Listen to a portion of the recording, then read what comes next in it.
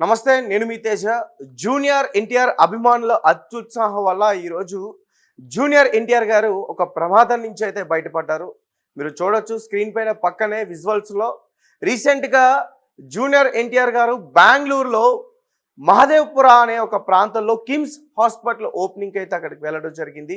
అయితే ఎయిర్పోర్ట్ నుంచి ఆ హాస్పిటల్ వరకు కూడా భారీగా చాలామంది ఎన్టీఆర్ అభిమానులు అక్కడికి చేరుకున్నారు. ప్రతి వీధిలో కూడా వెళ్తున్న ఆ మార్గంలో కూడా ఎన్టీఆర్ ఎన్టీఆర్ సీఎం సీఎం అంటూ అతని పైన నినాదాలు చేస్తూ అతను ఆ ఉత్సాహంతో కేకలు వేస్తూ ఆ రకంగా అతన్ని ఫాలో అవుతూ హాస్పిటల్ వరకు కూడా చేరుకున్నారు. అయితే ఆ హాస్పిటల్ దగ్గర సిబ్బంది తక్కువగా ఉండడం వల్ల చాలా మంది అభిమానులు ఆ సిబ్బందిని నెట్టుకుని లోపలి వరకు కూడా వెళ్ళిపోయారు.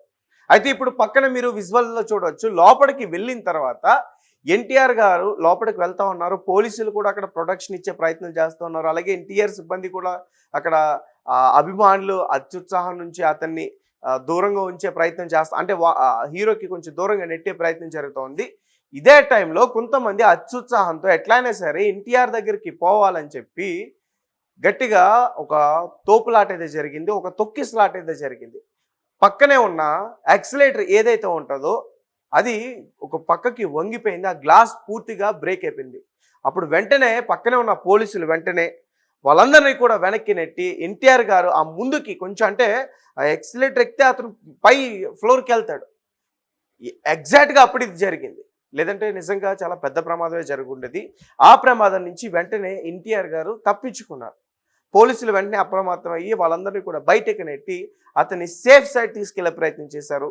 ఈ పెను ప్రమాదం నుంచి ఎన్టీఆర్ గారు అయితే తప్పుకోవడం జరిగింది. రైట్, ఇకపోతే జూనియర్ ఎన్టీఆర్ గారు రీసెంట్గా డ్రాగన్ షూటింగ్లో చాలా బిజీగా ఉన్నారు.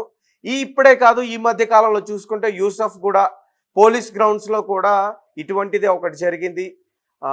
నాకు తెలిసి వార్ 2 రిలీజ్కి హృతిక్ రోషన్ అలాగే జూనియర్ ఎన్టీఆర్ అభిమానులు చాలామంది ఎక్కువ మంది వచ్చారు. భారీ సంఖ్యలో అక్కడికి తరలి రావడం, చాలామంది పోలీసులు కూడా వాళ్ళందరినీ చెదరగొట్టే ప్రయత్నం కూడా చేశారు. అంతకుముందు కూడా దేవరా రిలీజ్ టైంలో కూడా ఇదే రకంగా జరిగింది.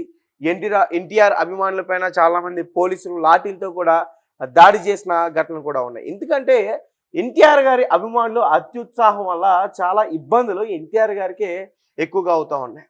సో ఏదేమైనప్పటికీ ఒక ప్రమాదం నుంచి అయితే మాత్రం అతను సేఫ్ సైడ్గా వచ్చేసాడని చెప్పాలి. ఎటువంటి ప్రమాదం అయితే లేదు. యూట్యూబ్లో వస్తున్న వార్తల్ని మీరు నమ్మొద్దు. హాస్పిటల్లో అడ్మిట్ అయ్యారు, హాస్పిటల్కి ఏదో వెళ్ళారు, ఇట్లా చాలామంది చెప్తున్నారు. అందులో ఎటువంటి వాస్తవం లేదు. నిజానికి అక్కడ జరిగింది ఏంటంటే హాస్పిటల్ ఓపెనింగ్కి ఆయన అక్కడికి వెళ్ళడం అయితే జరిగింది. సో జరిగిన తర్వాత అక్కడికి వెళ్ళిన తర్వాత అభిమానులు అత్యుత్సాహం వల్ల అక్కడ ఒక ప్రమాదం లాంటివి జరగబోతే దాన్ని వెంటనే అక్కడ ఉన్న పోలీసులు అప్రమత్తమయ్యి వెంటనే ఎన్టీఆర్ గారిని సేఫ్ సైడ్ తీసుకెళ్లే ప్రయత్నం చేశారు. అలాగే ఈ మధ్యకాలంలో చూసుకుంటే చాలామంది కేవలం ఎన్టీఆర్ అభిమానులే కాదు, ఇతర హీరో అభిమానులు కూడా ఇట్లాంటి అత్యుత్సాహం వల్ల వారు ప్రమాదాలకి గురవుతూ వారు అభిమానించే హీరోని కూడా ప్రమాదంలోకి నెట్టే పరిస్థితి ఉంది.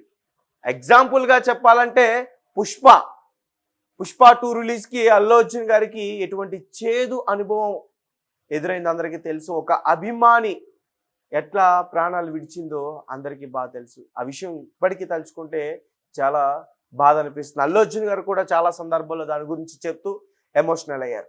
ఏదేమైనప్పటికీ ఇది చాలా చాలా దారుణమైన ఘటన.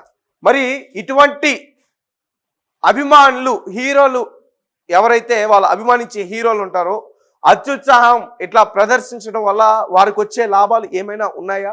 మరి ఎందుకు ఈ రకంగా వారు వెళ్తున్నారు? జస్ట్ వెళ్ళండి, హ్యాపీగా షేక్ హ్యాండ్ తీసుకోండి, వీలైతే ఒక ఫోటో దిగండి, హ్యాపీగా ఇంటికి వచ్చాడు. అంతేగాని అతన్ని ఇంకేదో చేయాలి, ఇక్కడ ఇంకేదో కేకలు పెట్టాలి, అక్కడ ఒక అల్లర్ లాంటిది సృష్టించాలి అని చెప్తే ఇటువంటి ప్రమాదాలు జరుగుతాయి, తొక్కిసలాటలు జరుగుతాయి.